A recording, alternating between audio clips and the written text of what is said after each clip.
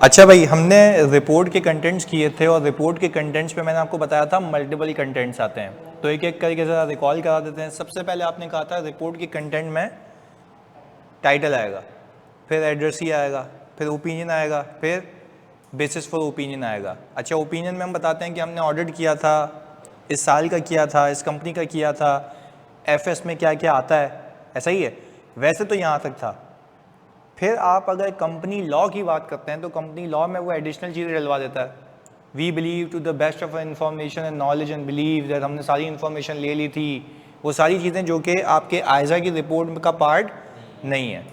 फिर आप शुरू कहाँ से करते हैं? In our opinion. अगर आयजा की बात करूँ, in our opinion the company financial statement present fairly या gives true and fair view, ये दोनों वर्ड कब यूज़ करेंगे?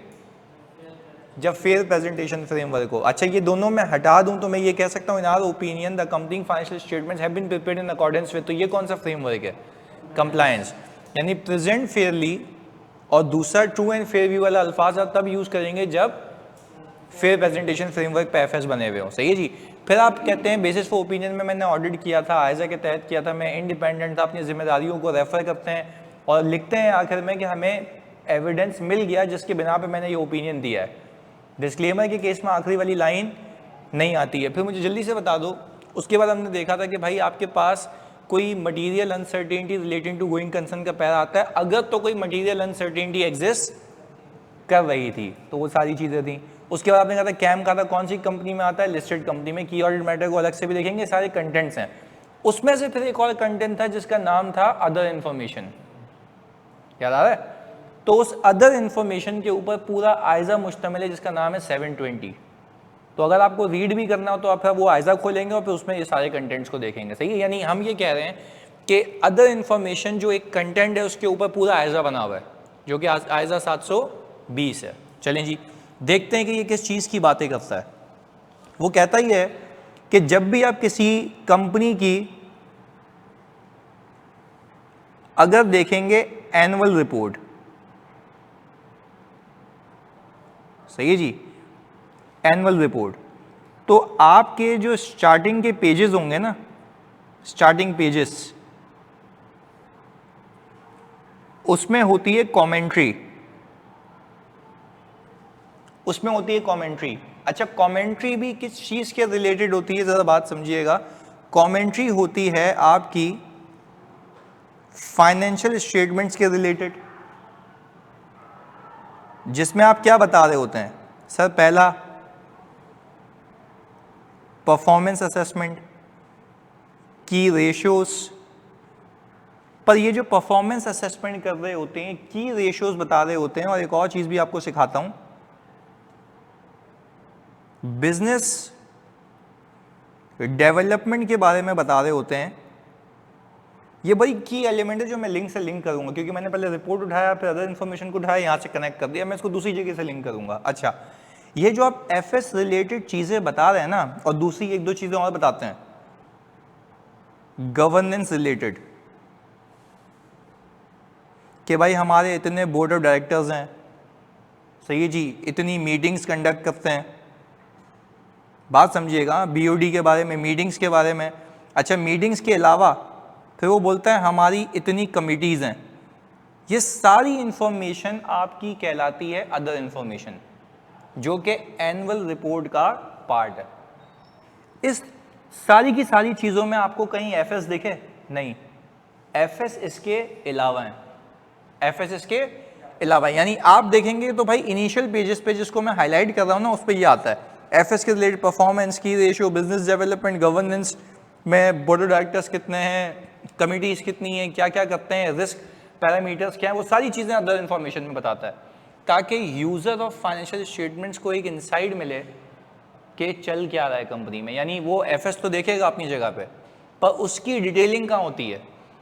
यहाँ पर। तो यहाँ पे की रेशियोज वगैरह सब आ सकते हैं। खैर, इसके बाद जो एक मरहला शुरू होता है वो शुरू होता है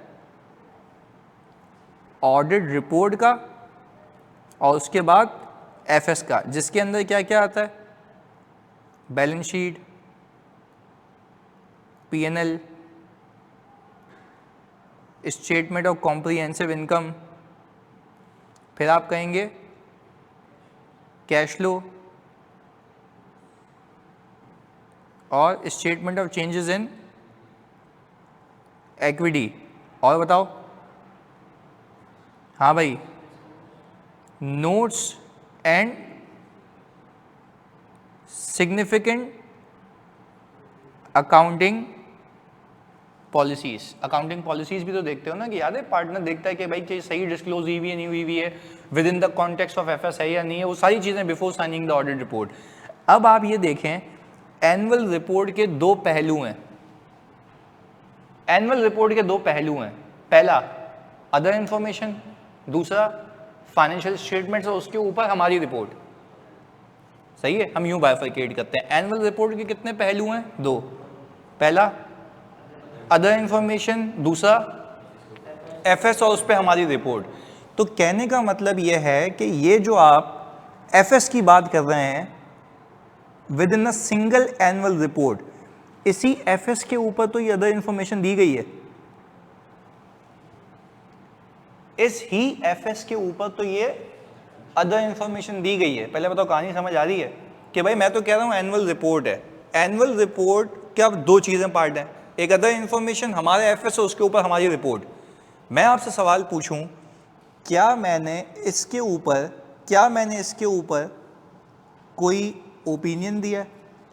नहीं, इसके ऊपर कोई ओपिनियन नहीं दिया। ऑनलाइन वालों और आप सब ये बात समझ आती है, इसके ऊपर तो कोई ओपिनियन नहीं दिया, तभी तो ये कहला रही है अदर इंफॉर्मेशन। इसके ऊपर कोई भी ओपिनियन नहीं है, मतलब कोई भी अश्योरेंस नहीं है, ऐसा ही है। अच्छा, बट मसला क्या है? मसला ये है कि जिस एफएस के ऊपर मैं रिपोर्ट दे रहा हूं ना, ये इंफॉर्मेशन उसके साथ चिपक के जा रही है। तो सबसे पहला मकसद ये है, मुझे यूजर को अवेयर करना, पहला मकसद कि मैंने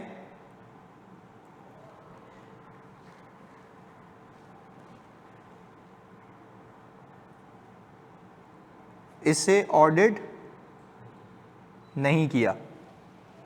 सबसे पहला मकसद तो ये है कि आप ये बोलेंगे कि हमने इस पे ऑडिट नहीं किया, तो ना इस पे कोई ओपिनियन दिया है। अपने आप को इस चीज से पाक साफ कर लो। कौन से पैरा में?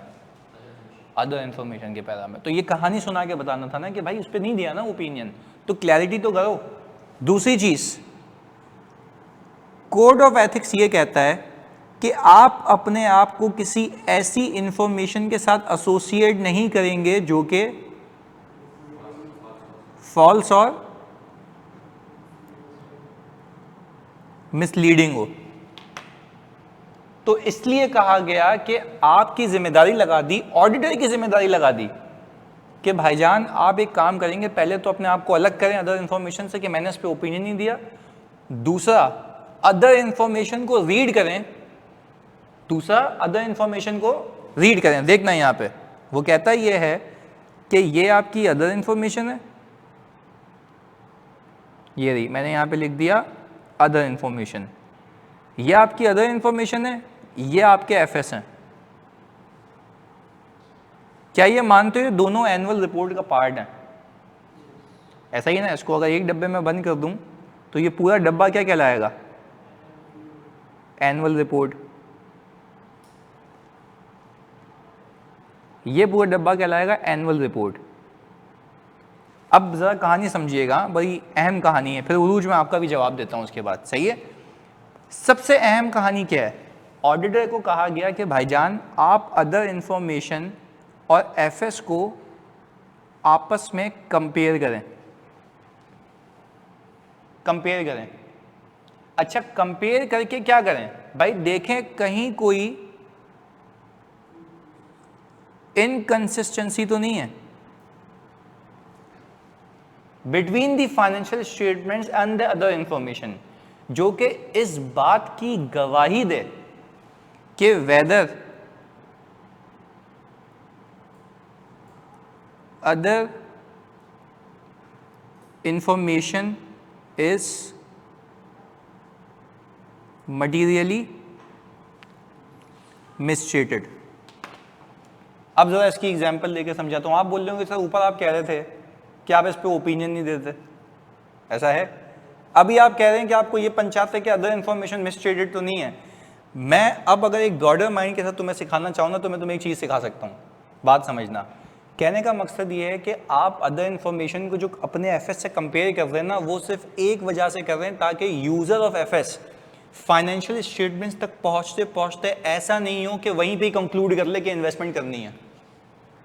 बात को समझें, ये बड़ी एलिमेंट है, की एलिमेंट है, ये शुरू के पैरास में कहीं कोने में लिखा हुआ है।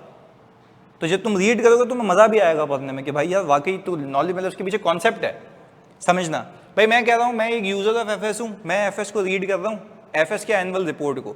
शुरू में ही ऑप्टिमिस्टिक हो के पता नहीं क्या फायर मारे में डायरेक्टर्स ने, ओहो वैसी वीआईपी कंपनी की रेशियोज ऊपर जा रहे हैं, जबकि वो एफएस पे पहुंचा ही नहीं। एटलीस्ट एफएस पे पहुंचने से पहले रिपोर्ट तो देखेगा ना यूज़र कि क्वालिफाइड है या नहीं है। अदर इन्फॉर्मेशन का पहला देख लेगा वो, क्योंकि कोई कुछ रीड करे या ना करे, रिपोर्ट लाजमी रीड करेगा। भाई कोई कुछ रीड करे या ना करे, रिपोर्ट लाजमी रीड करेगा ना। रिपोर्ट तो छोटे सफ़ों की होती है, 5 पेजेस की होगी, 4 पेजेस की होगी, वो तो रीड करेगा। ऑडिटर को कहा गया कि भाईजान अदर इन्फॉर्मेशन में आप ये बता देना अगर आपकी अदर इन्फॉर्मेशन मटीरियली मिसट्रेडेड है, आपके एफएस सही है और आपकी अदर इन्फॉर्मेशन क्या है, मटीरियली मिसट्रेडेड है, तो उसको लिखने का तरीका भी है जो आगे सिखाऊंगा। अदर इन्फॉर्मेशन में कहता है पहले तो ये लिख देना कि अदर इन्फॉर्मेशन बनाने की जिम्मेदारी किसकी है, मैनेजमेंट की। किसकी है? मैंने उस पर कोई opinion, in the course of audit मेरी सिर्फ जिम्मेदारी ये बनती है कि मैं कंपेयर करूं और अगर मुझे कुछ दिख जाए तो मैं आपको बता दूं कि वहां ये मसला है, मेरा एफएस बिल्कुल सही है, मेरी जिम्मेदारी खत्म। क्या मैंने अपने आप को किसी ऐसी इंफॉर्मेशन से एसोसिएट होने दिया जो कि फॉल्स और मिसलीडिंग है? नहीं। That was the purpose behind.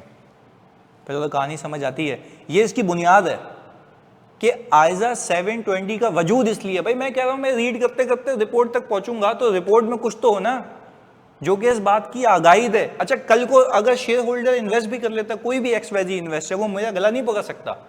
मैं बोलूंगा भाईजान जिस चीज़ के साथ ये चीज़ चिपकी हुई थी ना वो मेरे एफएस थे, उसके ऊपर मेरी रिपोर्ट थी, मैंने अदर इन्फॉर्मेशन में लिख के दिया कि मैंने उस पर ओपिनियन नहीं दिया, उल्टा तुम्हारी फैसिलिटेशन के लिए तुम्हें ये भी बताया कि उस इंफॉर्मेशन में गलती है जो कि मटीरियली मिसट्रेडेड, जिस पे मैंने ओपिनियन नहीं दिया। मेरी जिम्मेदारी इतनी है, मैं रीड करूंगा, कंपेयर करूंगा, कुछ मसला दिखेगा बता दूंगा। उस पर कोई ओपिनियन, उस पर ओपिनियन देने का मतलब समझ रहे हो, उसकी फिगर्स को वेरीफाई करूं। मैं तो सिर्फ ये देख रहा हूं जो एफएस के रिलेटेड चीजें अदर इन्फॉर्मेशन में आ रही हैं, क्या वो यहीं से उठ के आ रही हैं या नहीं आ रही है, क्योंकि मैंने ऑडिट किसका किया है, एफएस का। तो मुझे पंचायत उसकी होगी जो मेरे एफएस से उठ के चीज आ रही है। पहले बताओ यहां तक की कहानी क्लियर है? पक्की बात है? ऑनलाइन तो जल्दी बताओ, क्लियर है? अच्छा, अरूज ने कहा था कि सर मैं, आपने कहा था कि सर कंपनी लॉ और आइजा के रिपोर्ट के डिफरेंसेस की लिस्ट मैं बिल्कुल आज आपको भेज दूंगा, आज या कल सुबह तक मिल जाएगी। सही, बनाई हुई भी है मैंने खाली उसको शेयर करना है आपसे। सही है, वो प्रॉमिस भेज दूंगा मैं आपको। Done, okay. अदर इन्फॉर्मेशन को अपेंडिक्स में नहीं रख सकते, ऐसे अगर कोई जल्दी में पढ़े तो अदर इन्फॉर्मेशन पढ़ के ही सही ना समझ ले रिपोर्ट को। नहीं, देखें अदर इन्फॉर्मेशन को आप अपेंडिक्स में इसलिए भी नहीं रख सकते ना, लीगल और रेगुलेटरी रिक्वायरमेंट होती है। आपको पता है आपके लॉ में, कंपनीज एक्ट में लिखा हुआ है कि पब्लिक कंपनीज के लिए डायरेक्टर्स रिपोर्ट लाजमी है या नहीं है? तो वो तो उसके साथ पब्लिश होती है ना, क्योंकि अगर डायरेक्टर्स रिपोर्ट, एग्जांपल दे रहा हूं, अगर डायरेक्टर्स रिपोर्ट अलग से जाएगी तो शेयर होल्डर का फायदा क्या है? तो डायरेक्टर्स की कमेंट्री किस पे होनी चाहिए? फाइनेंशियल्स पे होनी चाहिए। तो ये प्रैक्टिस है कि वो उसके साथ जाती है। तो आपको यही तो कहा गया कि जो लॉ रेगुलेशन जिस भी जुरिसडिक्शन के हों, वो ये डिटरमाइन कर लो कि पहले अदर इन्फॉर्मेशन में आता क्या क्या है, और फिर आप देख लें उस अदर इन्फॉर्मेशन में आपके लिए रेलेवेंट चीज़ कौन सी है जो कि कहाँ से उड़ के आती है, एफएस से। पहले वो कहानी समझ आई? चलें जी, ओके। ऑनलाइन वालों यहाँ तक कोई मसला? जल्दी से। हमने कहा पहली चीज़ ये हो गई, पहली चीज़ ये हो गई। अच्छा, अगेन पहला चीज़ हमने क्या देखी? हमने कहा एक अदर इन्फॉर्मेशन है, एक एफएस है, उस पर मेरी रिपोर्ट है, मैं उसके ऊपर ओपिनियन नहीं देता। दूसरा, मैं सिर्फ ये पंचायत इसलिए कर रहा हूँ, I don't want to associate myself with any information that is false और मिसलीडिंग। उसने कहा कि भाई एक मेहरबानी करो, अदर इन्फॉर्मेशन जब आ जाए तो उसको एफएस से कंपेयर करो।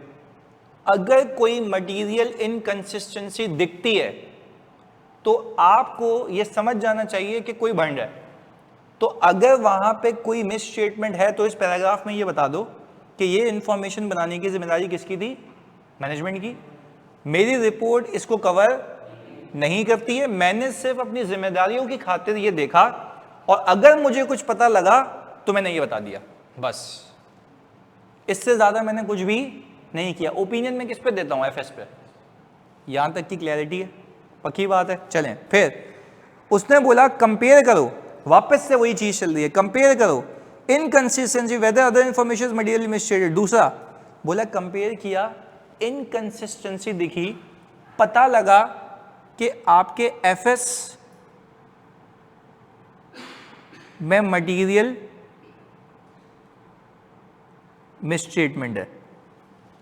कहानी देखें, कहानी क्या है, बात समझें।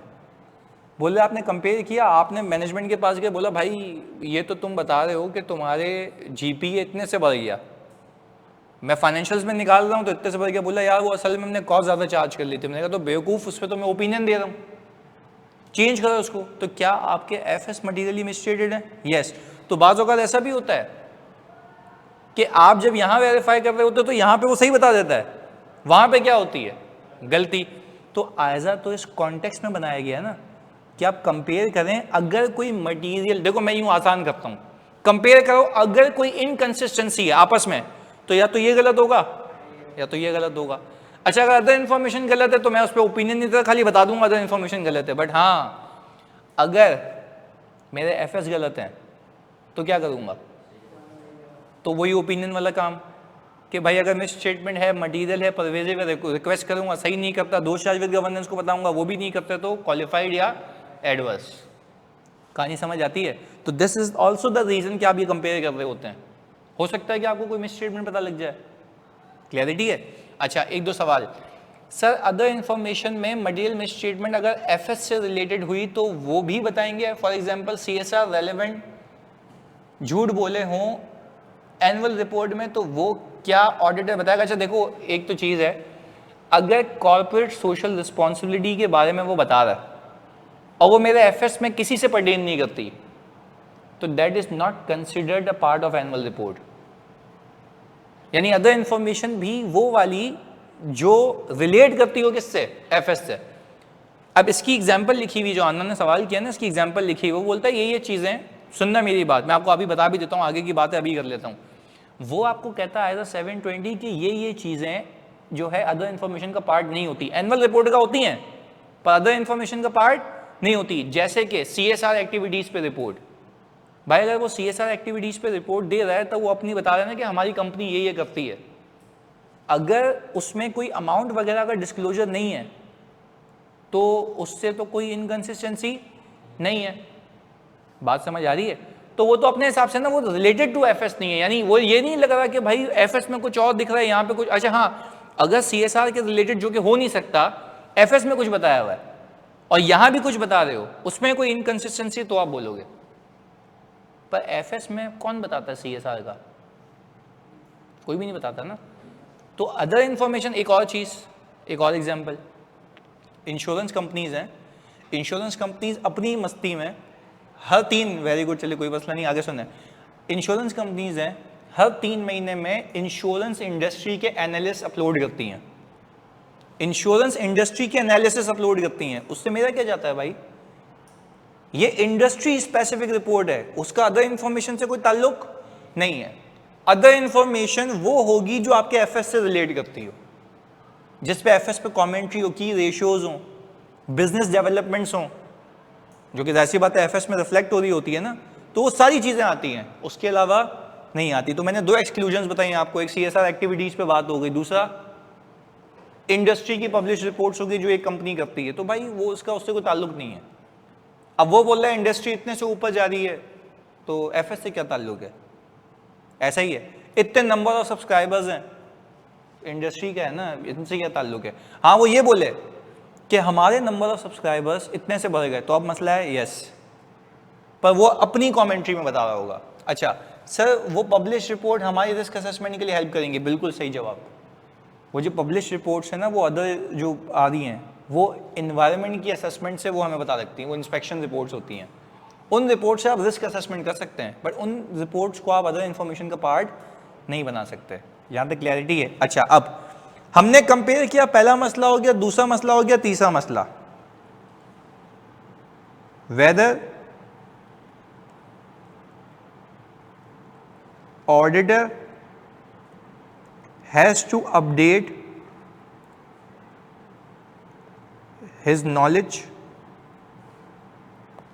अच्छा, मजे की बात, अदर इंफॉर्मेशन में एक चीज लिखी हुई है, बात समझिएगा, अदर इंफॉर्मेशन में एक चीज लिखी हुई है कि हमारी नंबर ऑफ ब्रांचेस हमने इतने से बढ़ा दी, सही है, और हम जब ऑडिट करते थे हमें पता था कि भाई 200 ब्रांचेस हैं, वो कह रहा है हमारी इंक्रीज 150 से हो गई 250 हो गई हैं। तो हमने कहा यार एफएस में तो कुछ चलो नहीं है, बट मेरी अंडरस्टैंडिंग कहाँ गई है, मतलब मेरी अंडरस्टैंडिंग तो ये थी ना कि 200 ब्रांचेस हैं, तो मैंने सैम्पलिंग वैम्पलिंग किससे की होगी, 200 ब्रांचेस से। तो क्या ऐसा हो सकता है कि मुझे अपनी नॉलेज और अंडरस्टैंडिंग को अपडेट करना हो, वापस से रिस्क असेसमेंट प्रोसीजर में बोलूँगा, बच्चे को बोलूँगा भाई वर्किंग पेपर खोल यार, ये क्या बात लिखी हुई है, तो वहाँ से फिर कहानी फिर शुरू होगी कि भाई ये कैसे कह दिया उसने कि 250 ब्रांचेस, तो हो सकता है वहाँ से पता लगे कि अदर इन्फॉर्मेशन गलत है। पर बाज़ औक़ात ऐसा होगा कि आपको अपनी नॉलेज अपडेट करनी होगी। एग्जाम्पल एक और देता हूँ, कितने लोगों को ये पता है कि 5th शेड्यूल में ये लिखा हुआ है, 4th शेड्यूल में, कि अगर कोई मैन्युफैक्चरिंग कंसर्न है तो वो बताती है कि उनकी कैपेसिटी कितनी है टोटल, ये डिस्क्लोजर रिक्वायरमेंट ऐसा है ऑनलाइन वालों, ऐसा ही है ना, उनकी कैपेसिटी कितनी है। अच्छा अब सुनना, कैपेसिटी के मद में जो हमारा डिस्क्लोजर गया हुआ है, बात समझिएगा, जो हमारा डिस्क्लोजर गया हुआ है, टोटल कैपेसिटी की बात कर रहा हूँ, वो वहाँ पे लिखी हुई है लेट से एफएस के अंदर के 5000 मैट्रिक टन बना सकता हूँ मैं। यहाँ पे लिखी हुई है कि 5000 मैट्रिक टन, मेरे दिमाग में था 4000, तो मेरे से मिस हो गया। तो क्या मेरी नॉलेज अपडेट हो सकती है कंपेयर करते हुए? यस। तो ये बाज़ औक़ात ये कहता है कि भाई आपकी नॉलेज में भी अपडेशन हो सकती है। तो 3 चीज़ें हैं, पहली इनकंसिस्टेंसी की वजह से अदर इंफॉर्मेशन क्या हो सकती है, मटीरियली मिसस्टेटेड। इनकंसिस्टेंसी की वजह से एफएस में मसला हो सकता है, इनकंसिस्टेंसी की वजह से हो सकता है कि मेरी नॉलेज में नहीं हो, मेरी नॉलेज में एक चीज़ आ जाए। तो इसके कितने फायदे हैं? 3, या तो आपकी अदर इंफॉर्मेशन फारेग है, या तो एफएस फारेग है, या तो आपकी नॉलेज फारेग है। ये 3 चीज़। अच्छा, तब अब फॉर एग्जांपल जब मैं पूरा ऑडिट करके बैठता हूँ तो मुझे पूरा पता होता है ये बिजनेस ऐसे ऐसे ऐसे ऐसे मूव हुआ है। यानी अगर जब आप manager, senior manager, director level पे आओगे ना, तो आपसे पार्टनर ये एक्सपेक्ट नहीं करता कि उस हेड पे क्या काम हुआ है, वो ये बोलता है मुझे लॉजिकली बता कि पूरा साल हुआ क्या, ये इनकम कैसे बढ़ गई। तो जो इनकम बढ़ गई वो रिस्क के तहत आप देखते हो यार इनकम। एग्जाम्पल देता हूँ, मेरा एक क्लाइंट है टेलीनॉर माइक्रो फाइनेंस, ईजी पैसा, सही है, उसकी इनकम एक्सपोनेंशियली बढ़ गई, यानी 400 मिलियन से 3 बिलियन पे आ गई। तो कुछ तो हुआ होगा ना, ऐसा है। अच्छा, उसकी वजूहत ढूंढनी शुरू करी मैंने कि वजहें देखते हैं क्या है। पहले तो मैंने कहा कि भाई वो बैंक है, बैंक के रेट्स 16% से 21% पे आ गए। एक तो मेजर इंक्रीज ये हो गया कि आप अगर इन्वेस्टमेंट करेंगे टी बिल्स वगैरह में तो आपको 6% का मजीद इंक्रीज मिल गया। पहली चीज़ ये हो गई। दूसरी चीज़, इनका काम ये होता है कि जब आप इजी पैसा में कैश डिपॉजिट कराने जाएंगे ना, तो कहीं भी किसी भी उसमें डिपॉजिट पे पैसे नहीं लगते। इजी पैसा ने क्या किया, डिपॉजिट करोगे तो पैसे दोगे, यानी जितने भी डिपॉजिटर्स थे पैसे लेके आ गए। तो अगर मतलब इनके 12 मिलियन सब्सक्राइबर्स हैं, 12 मिलियन या 15 मिलियन, तो वो 15 मिलियन सब्सक्राइबर्स एक ट्रांजैक्शन पे अगर 10 रुपये भी पे कर रहे हैं तो कितने हो गए, बिलियंस में चले गए। तो ये वजहें थी जो मैं being an auditor risk assess करता हूँ कि भाई मैं बोलता हूँ ये इनकम कैसे बढ़ गई, तो उस पर पूछो, देखो, ऑडिट करो, रिस्क असेसमेंट है, एनालाइज करो इन्फॉर्मेशन को कि हुआ क्या है पूरे साल बिजनेस के अंदर, एक्सपेंसेस क्यों कम हो गए, क्या कॉस्ट कंट्रोल्स मेजर्स थे। तो कहने का मतलब ये है कि ये जो अंडरस्टैंडिंग होती है ना पूरी आखिर तक, फिर ये इंटैक्ट होनी चाहिए ना। ऐसा तो नहीं है आपकी अंडरस्टैंडिंग कुछ बनी हुई, अदर इन्फॉर्मेशन में कुछ, मैं तो बोलूँगा ना भाई यार मेरी तो सोच में कुछ और था, ये क्या लिख रहा है ये, तो क्या मेरी अंडरस्टैंडिंग गलत थी? अगर मेरी अंडरस्टैंडिंग गलत थी तो मेरी रिस्क असेसमेंट भी गलत थी, रिस्क असेसमेंट गलत थी तो मैंने प्रोसीजर भी गलत की है। बात समझ आ रही है? तो वो इसलिए कह रहा है कि भाई अदर इन्फॉर्मेशन को देखो, हो सकता है कि तुम्हारी नॉलेज अपडेट हो जाए, और नॉलेज अपडेट के हिसाब से तुम अपने रिस्क असेसमेंट प्रोसीजर्स को रिवाइज करके वापस से प्रोसीजर परफॉर्म कर सकते हो सब्सटेंटिव, ताकि तुम्हारा रिस्क क्या हो जाए, कम हो जाए, क्योंकि तुमने सोचा ही गलत तो तुमने परफॉर्म भी गलत किया। क्लियरिटी है? अब एक और एग्जाम्पल इसी पे, किसी ने एक्सपेक्टेड क्रेडिट लॉस पे काम किया ECL पे, जो मैं तो खैर बैंकिंग सेक्टर से हूँ तो मैंने तो बहुत ही किया है, मुझे तो एक एक चीज़ पता है। उसमें आपका पहले सबसे पहले आता है कि भाई आपका एक्सपोजर एट डिफॉल्ट कितना है। जिसने लेक्चर लिए हुए उसको भी थोड़ा सा पता होगा, पर वो तो मतलब घटिया सी बात है बेसिक लेवल की कि भाई आप लोगों को ये रटा लग गया कि exposure at default. Exposure at default का मतलब होता है कितने पैसे फंसे हुए हैं। एक्सपोजर एट डिफॉल्ट का मतलब क्या होता है, कितने पैसे फंसे हुए। अब हुआ क्या, ईसीएल का यूं समझो प्रोविजन फॉर बैड डेट्स, आसानी के लिए। ईसीएल क्या होता है, प्रोविजन फॉर आसानी के लिए। कैसे निकलता है समझना, सबसे पहले बोलते हैं एक्सपोजर एट डिफॉल्ट क्या है। मैंने देखा वो provision for bad debt significantly reverse हो रहा है। अच्छा यार, मैंने बोला भाई ये तो रिस्क है, कैसे रिवर्स हो रहा है। तो क्लाइंट से जब पूछा, अच्छा मेरी एक्सपेक्टेशन क्या है, क्योंकि वो कहता है ना एक्सपेक्टेशन बनाओ।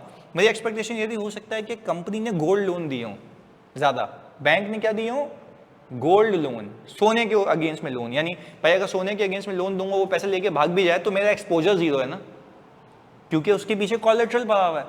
उसके पीछे क्या पड़ा हुआ है। अच्छा, अगर उसके पीछे कोलेटरल पड़ा हुआ है तो क्या मेरा बैड डेट हो सकता है, जल्दी बताओ। क्या बैड क्यों नहीं हो सकता, क्योंकि मेरे पैसे तो फंसे हुए हैं, बट उसके अंदर एक्सपोजर एट डिफॉल्ट क्या है, जीरो। क्योंकि मैं उसमें से कोलेटरल वैल्यू माइनस करूंगा, मेरे फंसे हुए पैसे जीरो हो जाएंगे। मैंने कहा यार ये बात बताओ, पिछले साल तुम्हारा प्रोविजन ज्यादा था, इस साल कम कैसे हो गया। उसने बोला भाई इस साल हमने जो डिसबर्समेंट की है ना, वो गोल्ड लोन्स की है, जो कि रिस्क फ्री है। तो मेरा प्रोविजन जो पिछले साल खराब रहा था, वो खप के उस साल बुक हो गया, इस साल कुछ भी नहीं है, क्योंकि इस साल मेरा 80% पोर्टफोलियो है ही कौन सा, गोल्ड का। क्या लॉजिक बनती है, हाँ या नहीं, बिल्कुल बनती है। फिर मैंने कहा चलो सही है, जो 20% है उसमें भी तो बुक करना चाहिए ना तुम्हें, 20% उसमें भी तो बुक करना चाहिए। उसने बोला भाई वो तो फ्रेश डिसबर्समेंट है, फ्रेश डिसबर्समेंट को वहां तक पहुंचने तो दो। यानी आपके प्रूडेंशियल रेगुलेशन में लिखा हुआ है कि भाई अगर आप इतने दिनों से XYZ ऊपर गए तो इतना प्रोविजन करना है, इतने दिनों से ऊपर गए तो इतना प्रोविजन करना है। तो कहने का मतलब है, उसने मुझे प्रूफ किया। उसने बोला भाई आप सबके डे पास ड्यू देख लेंगे, कितने डेज ड्यू होगा, कोई 15 दिन, कोई 12 दिन, कोई हुआ ही नहीं था ड्यू। तो मैंने कहा उस पर प्रोविजन बनता भी नहीं है ना, उस पर स्टेज 1 का जो बनता है वो मिनिमल सा बुक हुआ था। तो कहने का मतलब है वो मेरी एक्सपेक्टेशन के हिसाब से, मेरी अंडरस्टैंडिंग के हिसाब से बैठ गया। पता है डायरेक्टर क्या लिख रहा है, सुनना रिपोर्ट में। अच्छा मुझे तो उसने ये बेचा, उसने तो ये बताया। अब डायरेक्टर लिख रहा है कि भाई since we have made 40% of the disbursements. अच्छा ये कहीं बात उसमें नहीं लिखी हुई है एफएस में, यहाँ पे लिखा है, वो कह रहा है हमने 40% डिसबर्समेंट की है गोल्ड में। मैंने कहा वो तो 80% बता रहा था मेरे को। तो मेरी अंडरस्टैंडिंग क्या होगी, चेंज होगी। पहले बताओ अंडरस्टैंडिंग की एग्जांपल समझ आई। There might be a possibility, you need to change your understanding यार, तो उससे पता लगेगा। फिर वो अंडरस्टैंडिंग जब आपकी अपडेट होगी तो हो सकता है कि फिर एफएस में कोई मसला निकले, यहाँ पे वापस कोई मसला निकले। Again it's all about facts and figures. पहले बताओ ऑनलाइन वालों तुम सब बात क्लियर है, मतलब है ये टेक्निकल। एक तो तरीका ये था ना, मैं बोलूँ अपनी अंडरस्टैंडिंग अपडेट कर लेना। भाई कैसे अपडेट करूँ, लॉजिक्स होनी चाहिए, एग्जाम्पल्स होनी चाहिए, क्लियर है। तो अगर यही तुम हिस्सा जो प्रीमियम रिकॉर्डेड है ना उसमें सुनना, अपनी अंडरस्टैंडिंग अपडेट करना बोल के मैं आगे निकल गया हूँ, कोई सामने था ही नहीं। और कोई भी प्रीमियम में पढ़ाएगा यही करेगा भाई। एग्जाम्पल्स तो तब होती है ना जब इंडिविजुअल बैठा हो, पूछने वाला हो, मजा आए बताने में, तो कहानी समझ आ रही है। तो ऐसे प्रैक्टिकल लाइफ से हम लिंक करते रहेंगे इसको, क्लैरिटी है। ऑनलाइन तो जल्दी बताओ, आगे चलें। किस पे, गवर्नमेंट सिक्योरिटीज पे। इसलिए हम ECL नहीं करते क्योंकि IFRS 9 की जो गाइडेंस आई है ना बैंक्स पे अप्लाई होने के लिए, उस पे एग्जेम्प्ट है। उस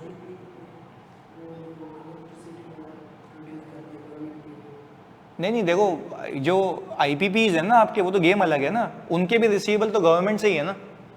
तो IPPs के रिसीवेबल अगर गवर्नमेंट से, उस पर भी ECL अप्लाई नहीं होता, क्योंकि IFRS 9 तो सबके लिए आया है ना, तो उसका अलग से एहसास हुआ है। मैं तो बैंक्स की बात कर रहा हूँ, बैंक्स के लिए तो IFRS 9 की पूरी गाइडेंस आई है। उस गाइडेंस में लिखा हुआ है कि जो आपकी गवर्नमेंट इन्वेस्टमेंट्स है ना वो एग्जेम्प्ट है, क्लियर है। नहीं ECL तो बैंक्स पे नहीं है भाई, मैं ECL तो सब पे, सब कंपनी पे अप्लाई होता है, हर एक IFRS 9 लगाएगा। पर वो बच्चा पूछ रहा था कि सर वो IPPs के लिए क्या कोई सर्कुलर आया। मैंने बताया यस सर्कुलर आया हुआ है, वो चाहो तो भेज भी दूंगा मैं तुम्हें। तुम अगर किसी का वर्किंग पेपर कर भी हो तो तुम्हें मिल भी जाएगा। क्लाइंट से बातों में पूछ लेना कि आपने इस पर क्यों नहीं किया, बोला भाई इसके तहत, बोला सर्कुलर तो दे दे यार, पुराने सर्कुलर होते हैं उनके पास सेव हुए होते हैं, वो तुम्हें दे देंगे, सही है। तो जब मैं करता था ना, ये कोई टर्किश कंपनी थी जोलू एनर्जी, तो वो भी हमारे पास थी, तो वो मैं करता था, तब से नहीं करते उस पर प्रोविजन। उसके पीछे वही वजह है कि सर्कुलर है उसका। तो जैसे IFRS 9 की ECL गवर्नमेंट इन्वेस्टमेंट्स में क्यों नहीं होती है, क्योंकि जो इंस्ट्रक्शंस आई हैं SBP की उसमें स्पेसिफिकली मना है कि गवर्नमेंट बैक्ड इन्वेस्टमेंट को आप ECL के लिए चार्ज नहीं करेंगे। क्लियर है? वो बोलते हैं पैसे छाप के दे देंगे ना आपको क्या मुसीबत है, आपके पैसे नहीं डूब रहे। सही है, ये मसला है। यहाँ तक कोई इशू, क्लैरिटी है? अच्छा, यानी हमने शुरुआत यहाँ से की। अच्छा, एक और सवाल आ गया, सर अदर इन्फॉर्मेशन तो इनिशियल्स के बाद भी आएगी, अब नॉलेज अपडेट हो गई है, प्रोसीजर वगैरह सब कैसे होंगे अगर स्ट्रिक्ट डेडलाइन भी है? तो क्या मैंने आपको ये बताया कि अभी इन्फॉर्मेशन लेनी कैसे, या मैंने अभी आपको सिर्फ ये बताया कि अदर इन्फॉर्मेशन का मकसद क्या है? मकसद क्या बताया ना, अभी काम क्या होगा, कैसे करना है, वो तो अभी आगे की बातें हैं। क्लियर है अब्दुल्ला? वो एक एक करके सीखते हैं। यानी उसको ये टेंशन है कि सर अभी स्ट्रिक्ट डेडलाइन है, अदर अभी क्लाइंट बोल रहा बाबू जल्दी इनिशियल चाहिए, तो उस वक्त मैं अदर इन्फॉर्मेशन का क्या करूँगा? आए उस पर थोड़ी सी रोशनी डालते हैं अभी। सही है जी, आ जाओ। मैंने कहा पहले ये बात समझ आ गई कि अदर इन्फॉर्मेशन में आपने कितने काम करने, 3 कंपेयर करना है। कंपेयर करने से 3 चीजें होंगी। पहली, अदर इन्फॉर्मेशन में भंड है, FS में भंड है, या नॉलेज अपडेट होगी। ऐसा ही है ना, 3 चीजें हो सकती हैं। अच्छा, अब मजे की बात। अच्छा देखो, मैं थ्योरी नहीं करवा रहा, सब लिखा हुआ है यहाँ पे, हम तो प्रैक्टिकल कर लेते हैं ना, तो ये तो तुम रीड कर ही लोगे, वैसे ही रीड करा देता हूँ। चलो आ जाओ, ये रहा objective of the auditor. Auditor का मकसद इस 720 में क्या है?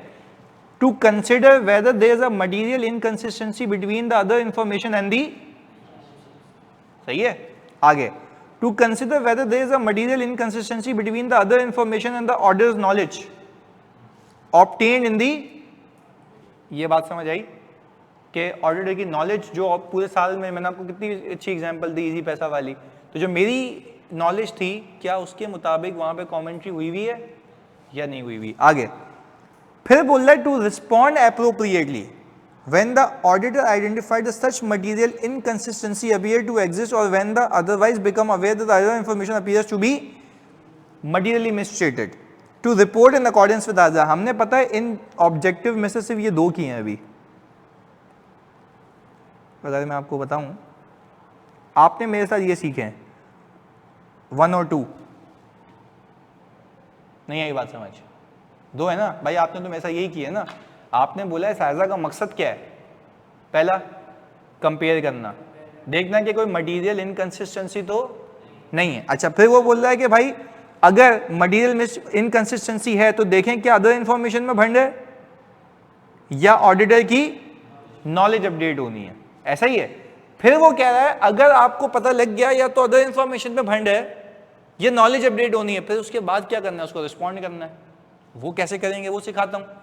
और रिस्पॉन्स के बाद अगर कोई ऐसा मामला आ गया कि बात रिपोर्ट पे चली जाए तो फिर रिपोर्ट करना है इस आयजा के तहत। क्लैरिटी है? अच्छा, अब इधर आ जाए साइड में। अदर इंफॉर्मेशन वो क्या कह रहा है? रीड करें और कंसिडर करें।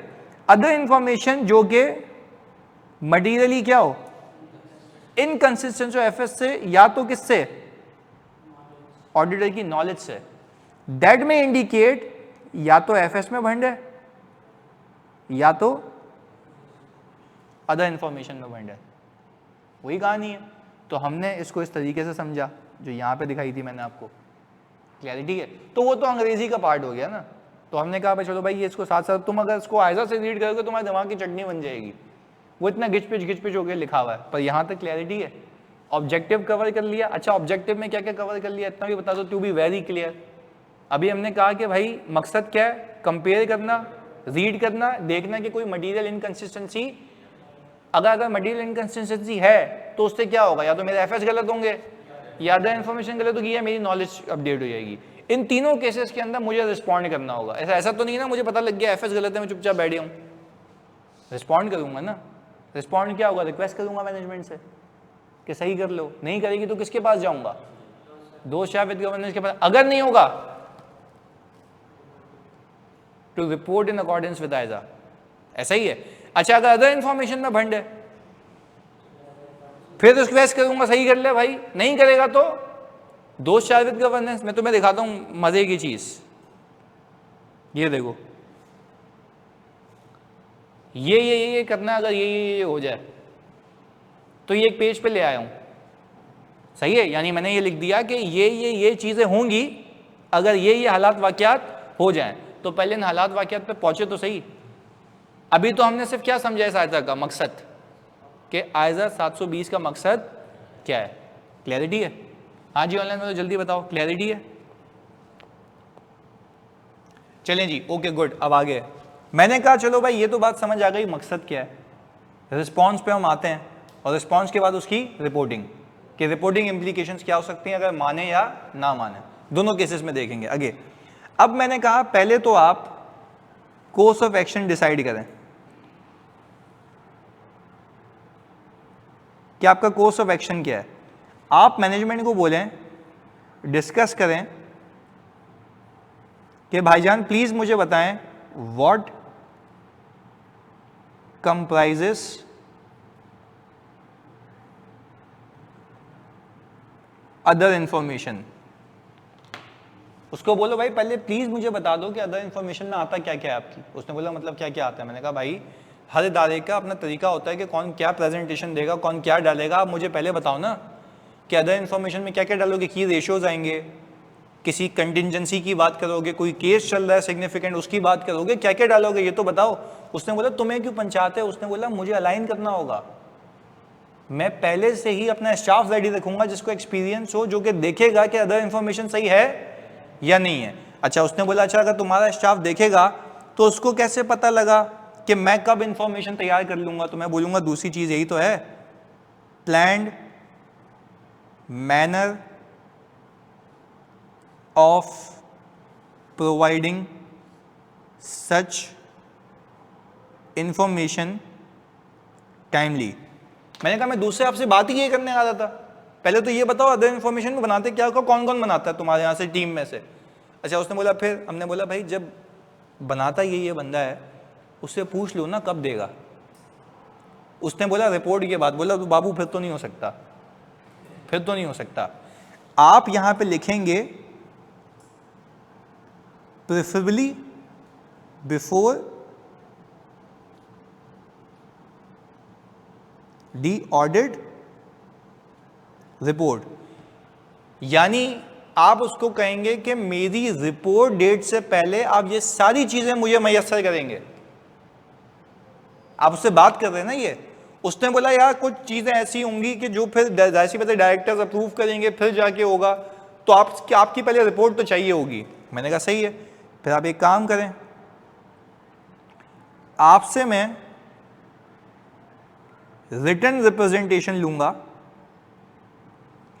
कि आप उस रिपोर्ट को पब्लिश नहीं करेंगे अंटिल रिमेनिंग इंफॉर्मेशन रिसीव हो जाए। मैंने कहा सही है, आपको एक दो दिन ज़्यादा लगते हैं ना। यानी वो कहता है यार हम कंसोलिडेशन में बिजी होते हैं, एंड पे चीज़ें चल रही होती हैं, तो यार हम ये इन्फॉर्मेशन तो यहाँ तक बन जाती है, उसके बाद ये इन्फॉर्मेशन बनती है, हमें डायरेक्टर्स को दिखानी होती है, डायरेक्टर ट्रैवल कर रहे होते हैं दिनों में। हो सकता है किसी की अपनी अर्जेंसी हो, कोई मसले वाली बात तो नहीं है। मैंने कहा सही है, मैं आपको रिपोर्ट दे दूंगा, पर मैं अपनी रिपोर्ट में ये लिखूंगा, अभी आगे जाके दिखाता हूं, मैं अपनी रिपोर्ट में लिखूंगा कि अदर इंफॉर्मेशन बनाने की जिम्मेदारी इन भाई साहब की थी, मैंने उस पर ओपिनियन, मैं सिर्फ इसको रीड करता हूं और जो इन्फॉर्मेशन मुझे मिल चुकी है उस पर मैं बता रहा हूं कि मेरे को बताने के लिए कुछ नहीं है, पर कुछ इन्फॉर्मेशन बाकी है जो कि मुझे मिलनी चाहिए, जो कि अभी मिलेगी तो मैं रिपोर्ट कर दूंगा। मैंने कहा फिर ये रिपोर्ट में लिखूंगा और तुम मुझे रिटन रिप्रेजेंटेशन में लिख के दो कि तुम मेरी रिपोर्ट को पब्लिश करने से पहले मुझे वो इन्फॉर्मेशन दोगे, और अगर मेरी रिपोर्ट देने से पहले मैंने पब्लिश कर भी दी उसने तो मैं तो सेफ हूं। क्यों सेफ हूं?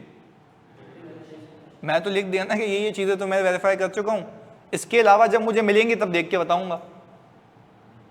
कहानी समझ आई? वापस देखो, दोनों बातें कर रहा हूं ना। पहले आपने मैनेजमेंट को बोला अदर इन्फॉर्मेशन में डालते क्या क्या हो, उसने बोला ये रिपोर्ट ये रिपोर्ट ये रिपोर्ट ये रिपोर्ट। हम इंडस्ट्री एनालिसिस करके देते हैं, हम बताते हैं पिछले सालों से हमने ग्रो कैसे किया, ये रेशियोज आते हैं। क्लैरिटी है? आगे फिर मैंने कहा कि भाईजान ये रिपोर्ट मिल कब जाएगी, मुझे काम करना है इसके ऊपर, प्रोसीजर परफॉर्म करने, एक एक को कंपेयर करना है, टाइम लगता है भाई। तो कह रहा है यार ये चीज़ें मैं आपको रिपोर्ट डेट से पहले दे दूंगा, ये आपको रिपोर्ट के बाद मिलेगा। मैंने कहा फिर शर्त ये है कि रिपोर्ट पब्लिश नहीं होगी, यानी रिपोर्ट में साइन करके दे दूंगा, अपने दराज में रख लेना, पब्लिश नहीं होगी। क्यों नहीं, मना क्यों कर रहा हूँ उसको?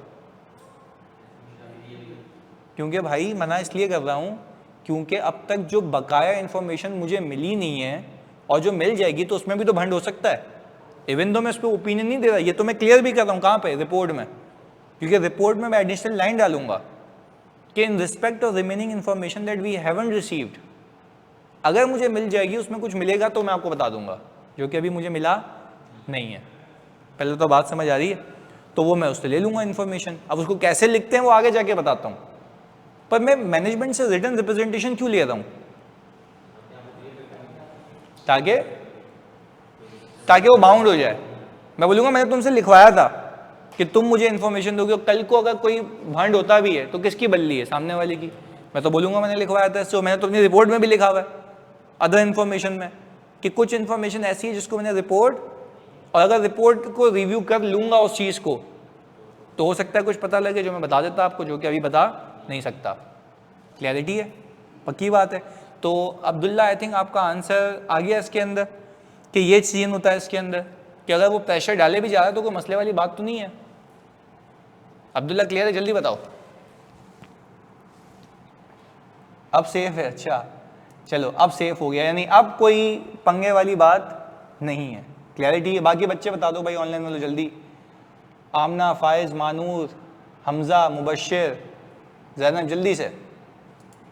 क्लैरिटी है? ओके चलिए भाई, ये भी हो गया कोर्स ऑफ एक्शन। आए इसकी अंग्रेजी रीड करा दूं। वो कह रहा है डिस्कस करें कौन से डॉक्यूमेंट्स अदर इंफॉर्मेशन में जाएंगे, planned manner and timing of the issuance of such reports. ये बात समझ आती है?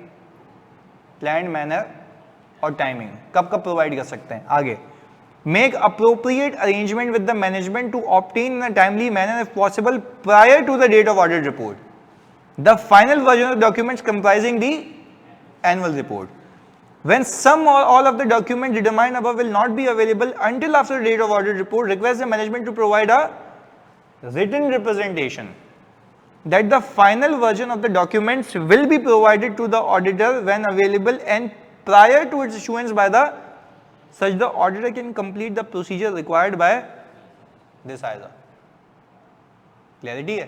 तो ये पूरी कहानी है कि भाई मैं ताकि अपने प्रोसीजर परफॉर्म कर लूँ, ये मेक श्योर कर लूँ कि जो भी चीज़ें उसमें दिखाई हुई हैं, लिखी हुई हैं, क्या वो कंसिस्टेंट हैं या नहीं है। तो ये बातें सारी की सारी पहले एग्री होती हैं, इसके बगैर काम नहीं हो सकता।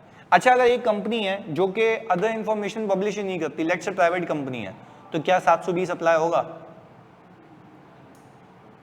720 अप्लाई नहीं होगा क्योंकि अदर इंफॉर्मेशन वो पब्लिश ही नहीं करती। नहीं ना, अदर इंफॉर्मेशन पब्लिश ही नहीं करती ना, यानी एनुअल रिपोर्ट में ऐसा कुछ लिखती ही नहीं है ना, एनुअल रिपोर्ट जाती है, सिर्फ एफएस का पलंदा जाता है, खत्म, जाती ही नहीं है ना। तो ये याद रखिएगा कि अदर इंफॉर्मेशन कब आएगी तो अप्लाई, हाँ बिल्कुल अप्लाई होगा, बिल्कुल अप्लाई होगा। सही है? अगर एक प्राइवेट कंपनी है जो अदर इंफॉर्मेशन की मस्तियाँ करती है फिर तो आएगा। क्लैरिटी है भाई? चलें इसको आज मेरे ख्याल से यहाँ तक रखते हैं। कल की क्लास में हम सीखेंगे कि किस तरीके से आप इंफॉर्मेशन को कंपेयर करते हैं, किसको काम पे लगा सकते हैं, और अगर कोई भंड निकले तो आपका कोर्स ऑफ एक्शन क्या होगा। क्लैरिटी है? चलें जी, ओके, थैंक यू, अल्लाह हाफ़िज़।